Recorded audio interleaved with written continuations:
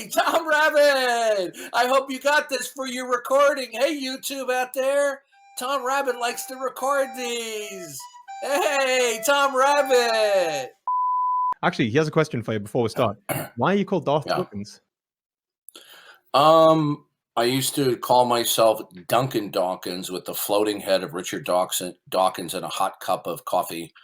But I debated an atheist, and he was so disturbed by the debate, he said I was evil, and he called me Darth Dawkins. So I And took it. it just stuck. Oh, that's pretty cool. Okay. Yeah, And why Dawkins? Is it just like a passing fancy for like It was Richard? a caricature and a spoof on Richard Dawkins. Darth Dawkins is appropriate because I find atheist lack of faith disturbing. Yeah, that's cool. I like it. I like it. I like the Star Wars reference, man. Star Wars, everything is good. So I can definitely agree there. So yeah, welcome to the channel. It's the first time we've really had a proper discussion. We had a very brief encounter once before, I think it was. So it was like, I think it was about a year ago, and it was about a 20-second interaction. So we didn't have a real conversation, nothing really substantial. So so I'm going to make the argument here that actually, here's the thing. I'm going to say that I am an agnostic, and I believe that I can be rationally agnostic of a tri-omni, an omnibenevolent, omniscient, omnipotent creator who is the creator and sustainer of the universe, and of all being, shall we say. I believe I could be agnostic about that. Do you have any issues with the way that I've defined God there, or anything like No. that? Okay, cool. So yeah, I'm agnostic because I was actually raised Catholic. I was raised Catholic, but I'm agnostic because I believe that the existence of an absolute perfect being defies the capacity for understanding of a human, and we would have to attribute non-perfect characteristics to that being in order to create any justification for its existence. So in other words, I would have to be able to point towards the metaphysical reality of a god, and being able to do so would mean I would have to conceptualize of that reality and understand it, which would diminish its perfection. So I'm taking something that is close to the akin of via negativa, of why we cannot know God. And in saying that, I believe from that point, if I cannot know God, then there is relevant falsehood from a Gettier position. And so there is no need to believe or disbelieve necessarily. And so both positions are equally as rational. So that's my position outlined. Okay. Are you maintaining that you're neutral toward the existence of God? I'm maintaining that it's not about a belief in the existence of God, but in the knowledge of God. I'm neutral towards the knowledge of God. Are you neutral toward the existence that there is an ultimate creator God? Are you neutral toward that? Am I neutral towards the existence of an ultimate creator God? I guess what I'm really saying is I don't believe that I can even know what that is to be positive or negative towards it. So you're taking a position of theological non-cognitivism? Theological. Could you outline what that is? I've never come across that term before. Sorry. That's the belief that the invoking of God is unintelligible or meaningless. As in like the concept of God. Okay, let me ask you this question. Yeah. Okay. Do you believe that there is something that is fundamental and ultimate in reality that dictates what's possible and impossible? 1 second. Apparently, there's a horrible echo coming through. Let us know, chat, if the echo has went away. Do I think that there is something in reality which makes it possible or impossible, as in what dictates what can and cannot be? Let's think about that. I'm unsure as to whether I would say that there need be an ontological, something ontologically that would explain the existence of opposite powers. So I could say, like, what I would really say is that something being and not being are possible without the existence of something which makes them be and not be. I don't think there need be necessarily need be a creator or sustainer of being and non-being itself. So you don't believe that there's anything fundamental dictating all possibility and possibility. It's not that I don't believe; it's that I don't believe I can make a knowledge claim about Okay. something which So, is so you don't. I didn't ask you if outside. you had a knowledge claim. I asked you, do you believe? And are we defining belief as something that is like personal faith?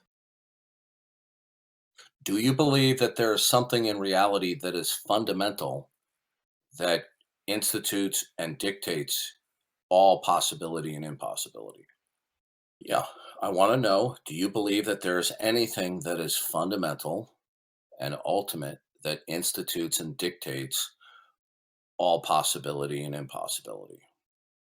So, do I believe that there is something that is fundamental that dictates possibility and impossibility? I don't have. I would say that I don't know. In I, terms di- of having a I didn't knowledge ask claim. you if you know. I didn't ask if you know. Okay. Do I believe that there is? Whether I think. Okay, one second. That's quite a specific metaphysical claim. So just give us a second. Um, okay. Do I believe that there is something that it dictates about? Um, I have no idea. If I'm honest, I have absolutely no idea. So you don't have a belief that there's something fundamental that dictates all possibility and impossibility then? Um, I don't have either belief or disbelief because I don't necessarily understand what that would relate to. Are you without a positive belief that there is something fundamental that dictates all possibility and impossibility? Um, am I without a positive belief that there is something fundamental that dictates all possibility and impossibility? So, do I lack the positive belief? So, like, do I lack the positive belief in God? I didn't Um, mention God. but like, well, it's kind of applicable. I didn't mention God. That's fair enough. Okay, so then do I believe that there is something that sustains? Uh, uh, am I without the positive? I would say I'm without the positive belief because I Okay. don't think I can characteristically say what that belief would be if it did exist. Okay. So you don't know, or excuse me, you do not believe that there is something that institutes and secures any and all possibility and impossibility. So did you say I don't know that? Sorry. No, I misspoke. I said you don't Oh, believe. Okay, so you are uh, without that belief. Now, uh, can you please explain to me, therefore, since you cannot, um, and I'm coming from the Christian worldview, that the Christian worldview, the God of the Bible, is that which institutes and secures all possibility and impossibility, according to his redemptive plan of human history, and he's revealed that in natural and special revelation. right. But I assume that that's something that you do not accept. So I want to know, since you do not believe that the God of the Bible is necessary ontologically for anything, and you don't believe that he's required for intelligibility of the world around you, then my next question is to, is anything impossible? Right? Now, I you've guess I answered that question, right? well, I guess I would say that if the Christian, I guess the point being would be that the would because it like with you relating it to what is necessary, obviously, and what is mortal. So, like in terms of it would have to occur in all But as far possible. as you're concerned, there is nothing identifiable or defensible that would make anything impossible. Am I correct that that's your view? There's nothing identifiable that would make anything impossible. I would say that it depends on how we define impossible. What do you mean by Something impossible? cannot happen. Something that could not ever like happen ever. Hmm. I would say that would be defined in logical terms. Well, I'm not defining it in logical terms. I'm defining it in metaphysical terms. Do you But I mean, believe that metaphysics and logic. anything do Sorry. you believe do you believe that anything is metaphysically impossible? Do I believe that something is metaphysically impossible? Yes. Anything. What is impossible metaphysically? What is impossible? That which defies the laws of logic. Okay. So a being which is not equal to itself Okay. um, would be an Where example. did you okay, so do the laws of logic prevent me from jumping to the moon? Do the laws of logic prevent you from jumping to the moon? Um, it would be. I would say that the somewhat, yeah. How? I would say that logic exists in being, and being essentially prevents you from um, it forces you to conform with a certain natural principle, natural laws which exist within a The laws of material. logic the laws of logic just simply dictate that for any entity, it is what it is in a given time index and it cannot equal its negation. The laws of logic would not instantiate the uniformity of nature. Now, No, I think okay, I would. Sorry. how would the law of identity prevent me from jumping to the moon or the law of non-contradiction? How would the law of identity prevent you? Well, the law of identity would allow you to would instantiate the foundation of all the other laws in terms of normativity in relation No. to what matter How is would in the being. law of non-contradiction prevent me from jumping to the moon? Well, I would say that the law of non-contradiction would prevent you from jumping to the moon because it would allow for the establishment of identities, which is the fundamental normativity that exists in the laws of physics, and so the laws of That physics would be the ones Oh, that would prevent you. so it's the laws of physics that prevent me from jumping to the moon. Yes, and they're underpinned Okay. by the laws Now, of logic. okay, is there something that is fundamental and absolute that institutes and secures that there are laws? In terms of laws of logic, or in terms of No, I'm talking what? about laws of physics, the regularity of nature, the uniformity of nature. Is there something fundamental and ultimate that institutes laws of nature? Um, they very well may be. I'm just not aware of it, and I don't I believe. didn't ask you if they may be. I said, does it exist? Is there something that institutes and secures the actuality and the perpetuity of the regularity of nature? Um, I'm anything that establishes the regularity of nature. Uh, um, So are you just claiming the laws of nature are just there and there's no reason why they exist, that they haven't been imposed and sustained by something? I'm saying that they very well may have been imposed, or they may not have been imposed. I'm not asking you maybe questions. I'm asking you what is from your perspective, since you claim you do not need the God of the Bible and his revelation of himself about that he is in control of this world, right? Since you don't need that, I want to see if you can speak coherently about your world when you reject the God of the Bible. Now, in order to speak intelligibly about this world, you're going to need some preconditions or prerequisites. One of those is going to be the uniformity of nature or the laws of nature.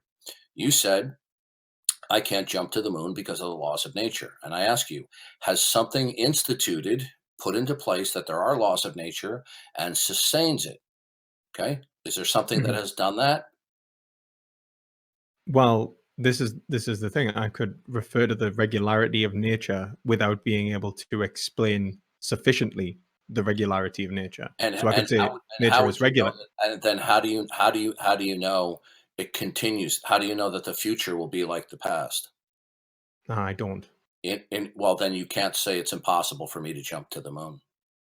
I could say that Is I it could say that impossible for me to jump to the moon? it's impossible given the Is it fundamental. impossible for me to jump to the moon in the next 10 minutes? I would say that it would be highly improbable. I didn't ask you that question.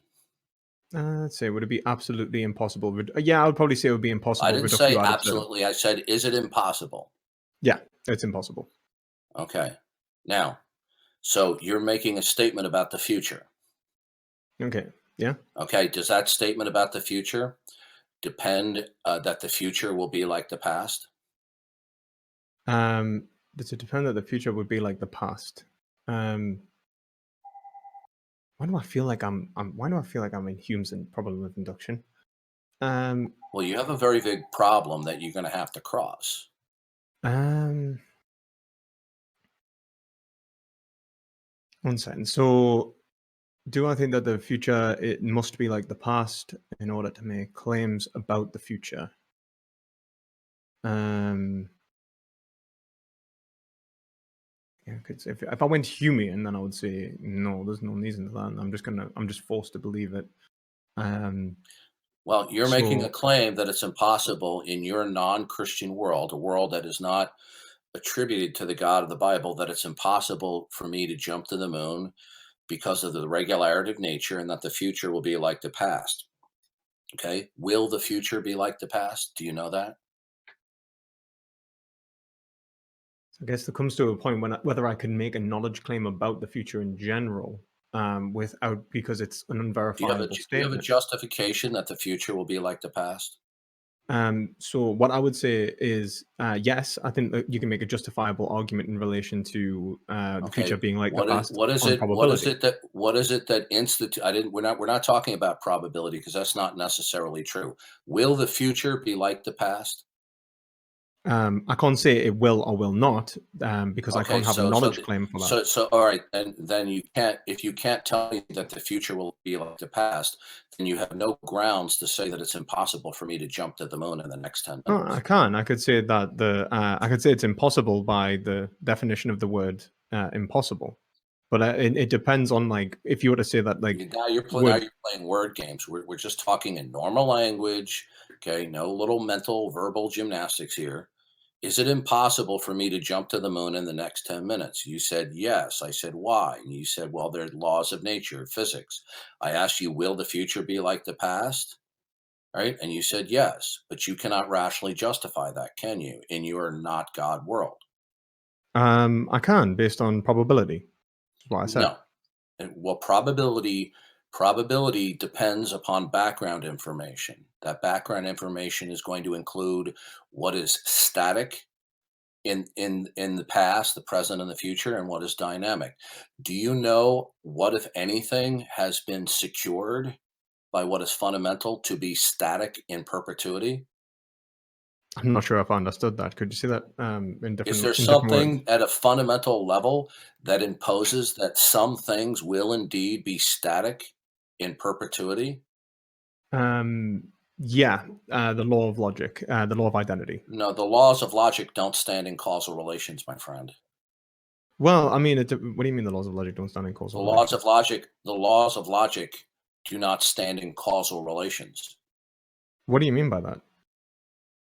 They Like, can you don't. Would explain? you Yeah, Like, the laws of logic just simply state that something is what it is and it mhm. cannot equal what it is not. It doesn't dictate that there's a cause and effect relationship between events or particulars. Now, if you'd Oh like to right, argue, oh right. Okay, I see what you're saying. Okay, if you'd like to argue for that, be my guest. okay, right. I see what you're saying. You're not like logic doesn't instantiate causation. Is And that by the way, you keep on invoking laws of logic. Are these universal, absolute, and invariant? necessary? Yeah, And how do you know that anything's necessary? it cannot be doubted. Okay. The fact that it cannot be doubted does not instantiate it. How do Um, you know? How do you know that anything is universal? well, before we get onto that, because I think that's a separate point, do you want to continue the line of question in relation to the causation? Because you were asking us about Uh, whether I could instantiate causation. Actually, you're trying to invoke that are both that are real. You can't do either. Okay. Is there something that imposes either one of these at a fundamental level in reality? Is there something Um, fundamental and ultimate that imposes and secures in Causation perpetuity? and laws of logic. Is there anything that is fundamental and ultimate that institutes and secures the causal principle, the uniformity of nature, or laws of thought? Is there anything that imposes that at an ultimate and fundamental level? I do not know. Okay, then if you don't know, then you have no business saying any of those things exist. No, I can. I can say that if No, so, you don't based know on that the you don't know that the you don't necessary know. based on the No, necessary you assumption, can't say anything's necessary. you can. It's No, for me no, to be you able to make can't. an for me to be able to speak. No, you can't say anything's necessary because you don't know what is ultimate and fundamental dictating anything. I'd say that it cannot be doubted. If it was doubtable, Is then okay. Well, doubt requires reason, does it not? it does. Okay, in your world, if nothing is designated to be fundamental and ultimate, then what grounds do you have at a metaphysical foundational level for reason? Is there anything that instantiates, that institutes, and secures that there is going to be actual anything static or continuity? There is nothing in my worldview that I can point to that necessarily instantiates reason. It is simply undoubtable and therefore Okay. necessary for any No, argument, no. including this one. In order to doubt, must reason be a viable concept? Yes, including the doubt of Okay. reason. Could you reason? Okay. Doubt requires reason, does it not? It does. So we can't doubt reason Okay. without reason. Now, reason or doubt requires reason as a prerequisite. Do you agree? I absolutely agree. Okay. Now, reason, could you reason in a world where nothing can be defensively argued to be impossible? Could you reason in a world where sorry, say that again? Could you reason in a world Can you where reason in a world where nothing is impossible? nothing is impossible? Um, could you reason in a world where nothing is impossible? Um, if it like this is a how are you defining impossible? Does it include the like so could something be impossible? Nothing is impossible. Anything and anything can happen. Anything and anything could happen, including something Yeah, that which for example, defies. me scratching my nose, okay, could produce 4 Eiffel Towers. Is that impossible?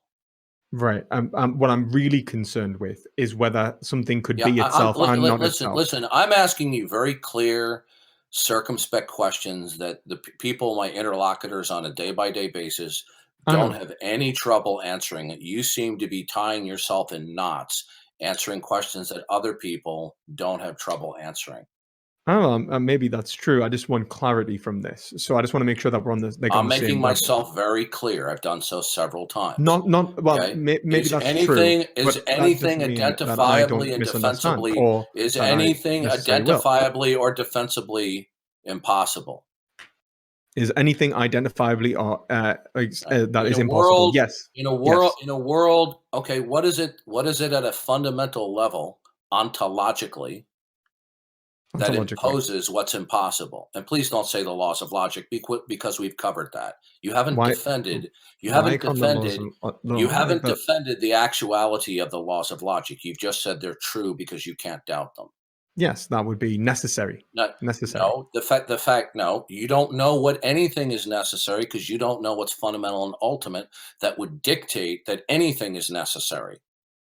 Well, my question, like, if I may, my I question, want you to focus on what I last just said. what do you think necessary I means? want you, okay, it means it cannot not be. Yeah, that it need be essential, Okay. Why? fundamentally essential that it. Is there something that is ultimate and fundamental that institutes and secures that anything is necessary? The only And I'm thing that talking ontologically.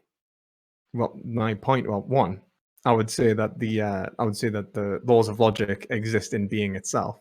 The Like laws of logic don't stand in causal relations. you just jumped from one argument to the other The when we're laws of talking about logic do not stand in causal relations.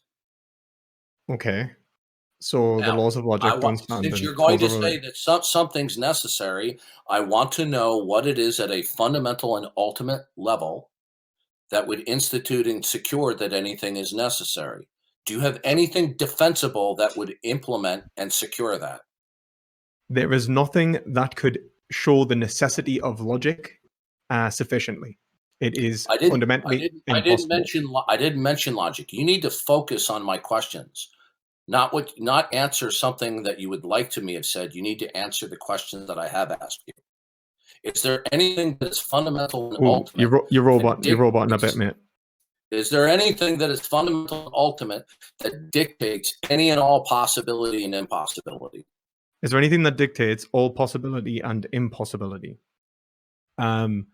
Not that I'm aware of or not aware of, if that's... So you I have have nothing no idea. identifiable. Okay, so therefore nothing's impossible then.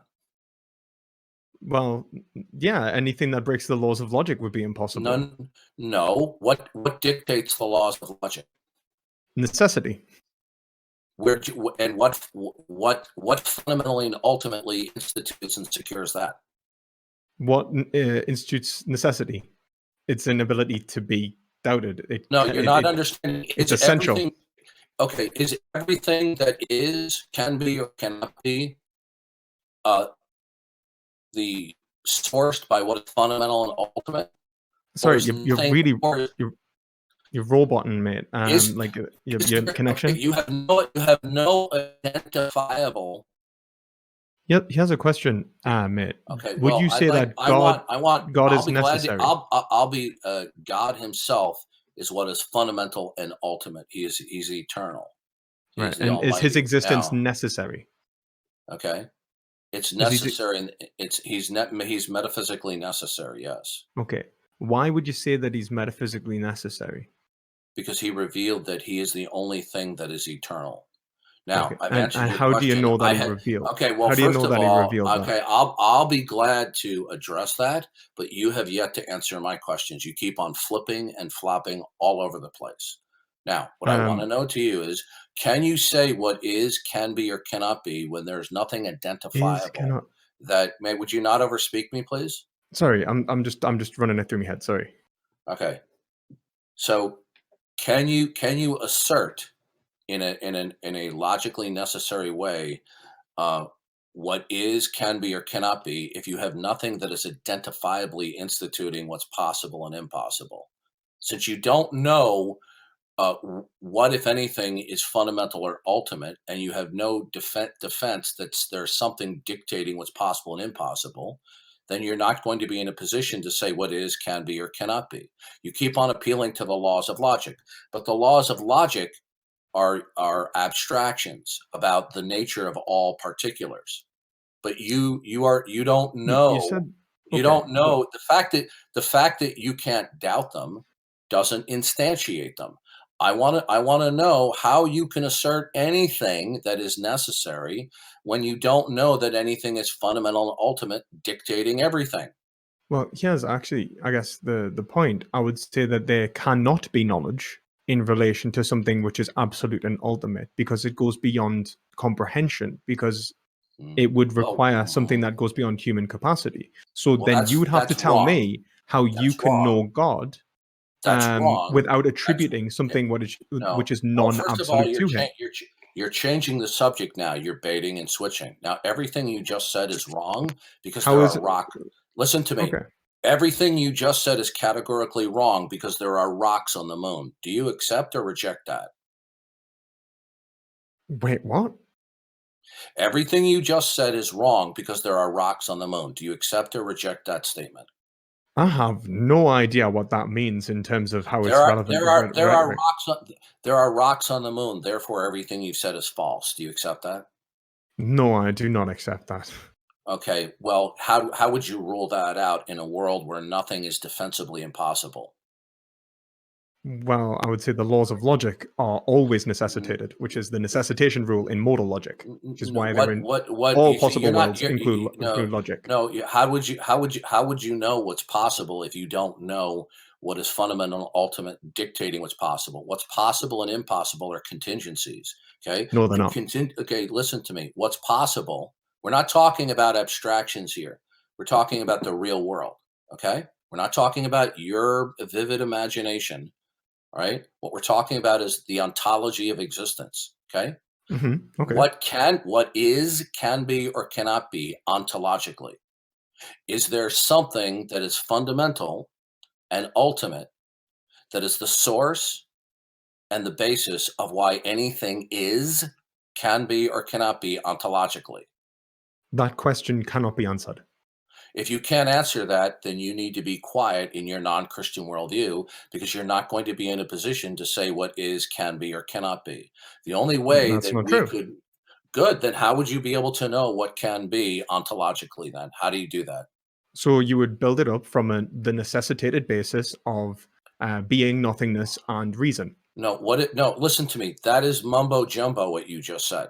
Okay. Is that Now, mumbo jumbo? it's mumbo jumbo. Please tell me what is fundamental and ultimate, dictating and securing what is ontologically possible and impossible. What is it? There is no ability to, there is no way to define something which is external to possibility by definition.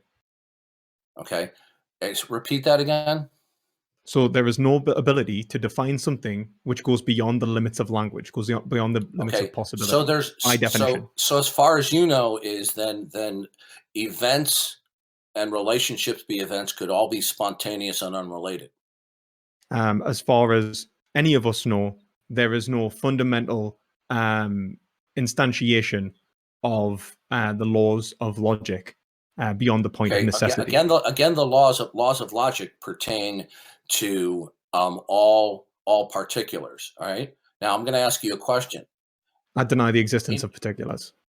oh, you do. Okay. Good. Well, then the conversation's over then, because then there are no actual distinctions. Any verbalizing of distinctions would be fiction. No, you can have individuals and individual universals. So this would be No, the understanding of Aristotle. when I talk about Uh, particulars, I'm talking about things that are discrete from other things ontologically. Are we clear? that's determinate objects or determinate beings. Okay, yeah, That's yeah. separate from Listen, particular. listen to me. I'm talking about ontologically here. Okay, is the ultimacy of reality? Is it a concrete one or a concrete many? Is it the one or many? It's both. And how were you able to determine that? Because How did you determine what is the concrete one? What is that? how did I determine what is the concrete one? What is the concrete one? What is it that, in order to tell me what the concrete one is, you're going to have to be identifying what is fundamental and ultimate. But you told me that that's unidentifiable and I unattested. don't believe I can tell you what the concrete one is beyond the point Okay, of saying then it is. how do you know there's a concrete one? All I would say is there's a necessity of existence. No, no, So that's do being. I okay, listen to me. All you're giving me is mumbo jumbo. Now, How am I giving you mumbo jumbo, man? is the totality of reality, is it a concrete one or a concrete many? You said it's both. Okay, what is the concrete one? What is the concrete one? The necessity of existence. The No, it, it no, the sir, that's an abstraction. I want to know concretely what is it that is one? it is the well, I can only talk in abstractions about what is an abstract No, concept. if something is a concrete one, it's not an abstract one. That is why I ask you, is the totality of existence a concrete one or a concrete many? You said it's a concrete one and a Oh, concrete I see what many. you mean. I see what you're saying. Okay, I don't We're know. talking ontologically. Okay. So you don't know whether the totality of reality, that it's a concrete one or not. I don't know whether the fundamental existence of reality is one or many Okay. in Okay. its entirety. So when you invoke references to distinctions being actual, is that real or fiction? When something is actual, I would say that it's real. Yeah. So actual distinctions between um, entities, it's real. Yeah. And how do you know that? I could say that the distinction between the entities. Well, this is I guess I would say that there is no fundamental way to know whether these distinctions exist in terms of the totality of the. So you don't know if distinctions are real or fiction? I do in a And how concrete would you sense, but not in an abstract sense. Okay, so you know that distinctions are real. Okay. Now, Mhm. is there anything that concrete unifies these distinctions so that you could intelligibly speak in your world? The God of the Bible himself has imposed a concrete oneness and manyness. Okay. So is there anything in your non-Christian worldview that concretely unifies the distinctions that you say are real? Becoming. I would say becoming No, unifies what them. is it? What is it concretely that imposes and sustains that the unity among the diversity of entities is real? Um, can wait a minute. Wait. What do you mean by concretely? Because are you saying that God? Then what do you mean by I'm not talking about What do you mean by abstract concrete? unity. Well, what do you Okay, mean by concrete? when God created this world, Hmm. okay, he introduced an array of distinctions of particulars. He then imposed at various levels categories, classes, right, and universals. They are imposed by God and they are sustained by God, but you don't accept that. But how Now, would you know in that they order for you, were imposed and okay, sustained by God? we would know that by God revealing it. Now But I want to why? know But from why would you. God? I want it. Please don't overtalk me. Well, I haven't I had a want to chance to know. ask you any I want to questions, know from you. so Well, it's you kind of see, one of you those have things. you see, you wanted to establish our discussion here was about the viability of agnosticism. Right? I'll be Yes, glad to yes, it discuss is. my worldview in short order, but we haven't finished the first topic. You want to pretend like you did an effective case. You have done none of the such. Now, what I want to Have I know is not? this: can you make sense of your world if all of the distinctions in actual discrete particulars, ontological concrete particulars, that they is actual unity as opposed to abstract unity? Does unity actually exist among any discrete entities in existence? Yeah, in becoming. What imposes that at a fundamental and ultimate level?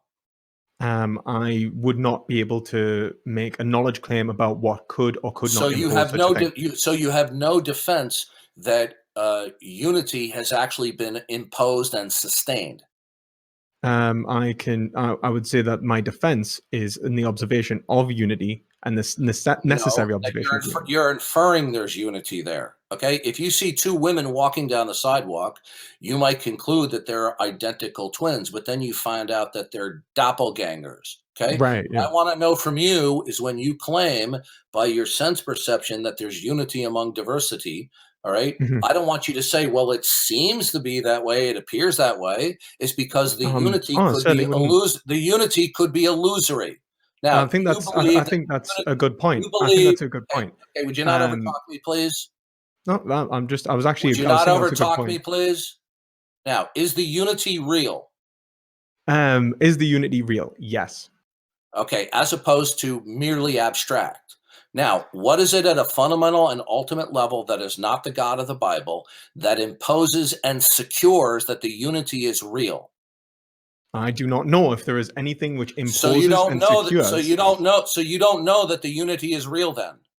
I would say that I know it's real. Yes, I would. Okay, what is it that imposes and secures that? I would say that it's a hylomorphic relationship between Okay, that's gobbledygook. individuals. Listen to me. That's Uh, Aristotle, actually. listen to me. Listen to me.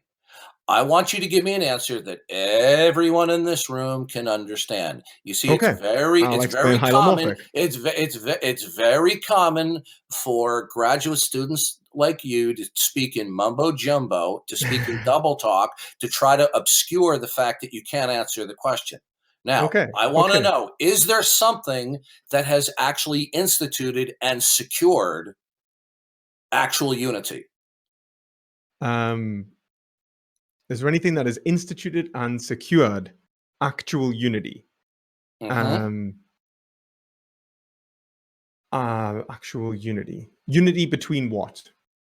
Listen, dude, you're wasting my time. You know, you No, I'm claim that asking. I'm please do asking not you. overtalk me. I know Don't you're over. overtalk You're me. like Don't overtalk me. Now, you are wasting my time by giving me mumbo jumbo gobbledygook responses. I ask these questions every single day. I've been doing it for several years from people from all different educational backgrounds. You're one of the rare individuals who keeps on spewing gobbledygook answers. Okay. Now, if you understand the basics of philosophy and you can explain it, you should be able to explain in everyday language for everyone in this room to understand what you're saying. Now, is there something that in actuality imposes and secures that there's unity among diversity? Is there anything No. in reality which imposes or secures unity among diversity? Unity among diversity. One second. Let's formulate an adequate response, if I may. So, is there anything that? Right, let's try and make sure that I say this right. So, one second.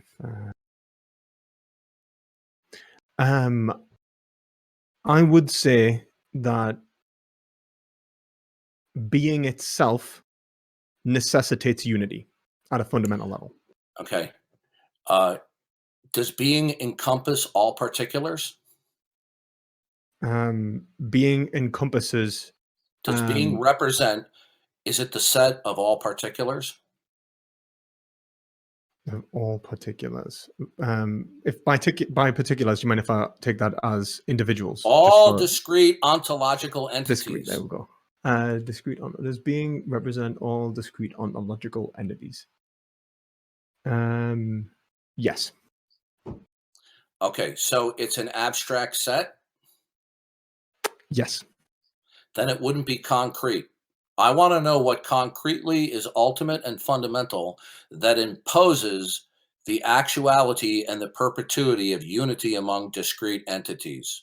But wait a minute. What I kind of don't understand here is why you think there could be something concrete. Okay, which would is there something that is ultimate and fundamental that imposes actual concrete unity as opposed to the appearance of unity? There is nothing that we could know of that would be concrete that could establish unity beyond. So you don't know if unity is concretely real or it's an illusion. I do, because it's necessitated. What at a fundamental and ultimate level institutes and secures that the unity is real and concrete? Logic. Logic is not what would dictate logic would be an abstraction, sir.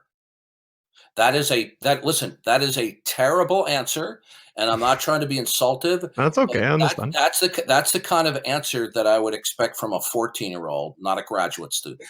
Okay. Cool. That's a bit spicy. No, I think if I may, maybe it is, and let me establish why I'm pointing towards this. So logic. If I may, I've let you speak. Let me elaborate. I want to elaborate. No, I'm going to. I want to elaborate. No, I'm going to server mute you. This is not your room. Okay. Look, it's not your stream at the end of the day. Okay, so good. I don't care. You're in my room. Now listen to me carefully. I'm going to unmute you. Is logic? Is logic? I want to expand. Okay, well, I'm not going to. We're not going to keep on doing this. Okay. Now, I'm going to mute you in a second. Now, is logic what is fundamental and ultimate, instituting and securing all possibility and impossibility? Sorry, say that again. Is logic what is fundamental and ultimate, instituting and securing what's possible and impossible? It is necessarily establishing what is possible. No, you're not answering the question. Is logic what is ultimate and fundamental, instituting and securing what can or cannot be in terms of all ontology? Yes. Okay, you've now contradicted yourself. Do you realize that? Because I asked you earlier, is there anything identifiably and defensively ultimate and fundamental that institutes and secures what's possible? And you said you had nothing of the kind. There is no such thing that is maybe I misspoke. No, It's not you didn't. absolute and No, fundamental. I asked you the question several times. It's fresh in You my misspoke memory. before. Why am I not allowed to misspeak? I asked you several times earlier in the conversation, and this is being recorded so people can play back the video. I asked you several times over and over again, is there anything that is fundamental and ultimate, right? That institutes and secures Fundamental, all yes. possibility.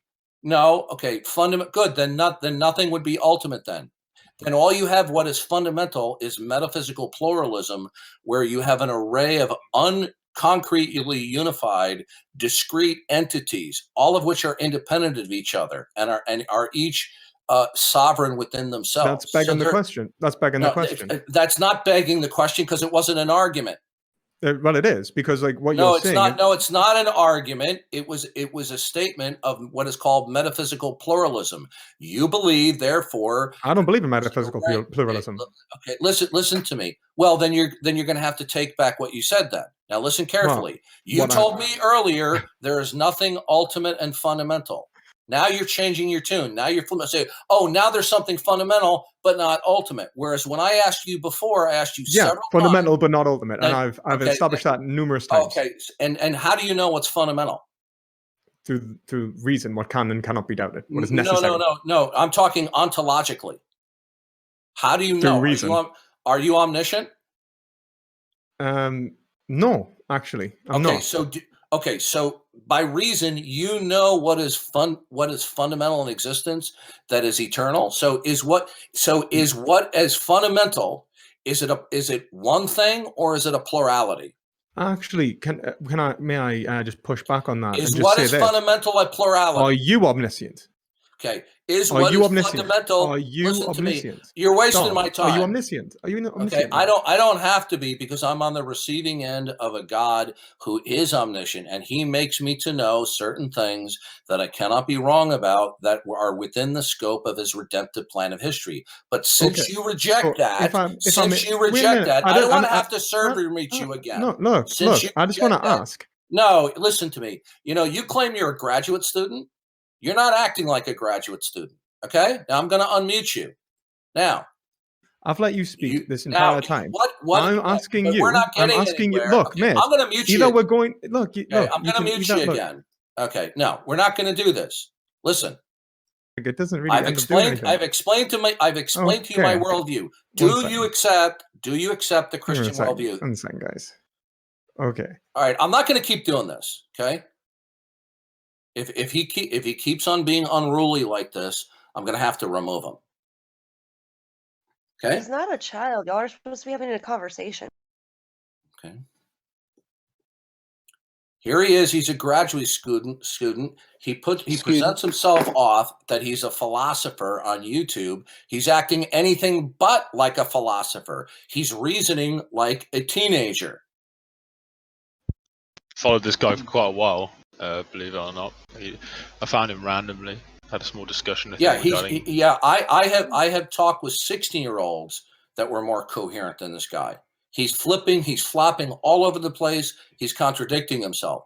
I asked him, is there anything that is ultimate and fundamental? I asked it several times. He said, no, there's nothing identifiable doing that. Now, what is fundamental? Is it a plurality of things, or is what is fundamental a concrete one?